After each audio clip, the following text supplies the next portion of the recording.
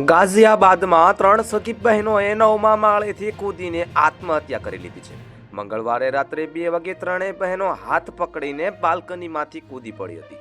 પડવાનો અવાજ સાંભળીને સોસાયટીના લોકો દોડી આવ્યા હતા અને પોલીસને જાણ કરી હતી। ત્રણેય બહેનોની ઉંમર 12 થી 16 વર્ષની વચ્ચે છે। મીડિયા રિપોર્ટ્સમાં દાવો કરવામાં આવ્યો છે કે ત્રણેય બહેનોને ટાસ્ક બેઝ કોરિયન લવ ગેમની લત હતી। તેઓ કોરોના કાળથી આ ગેમ રમી રહી હતી।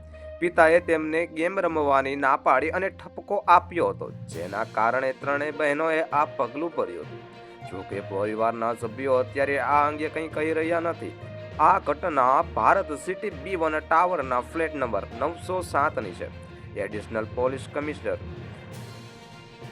આલોક પ્રિયદર્શીએ જણાવ્યું હતું કે પોલીસ દરેક પાસાઓની તપાસ કરી રહી છે। અત્યાર સુધીની તપાસમાં બહાર આવ્યું છે કે ત્રણેય આત્મહત્યા કરી છે।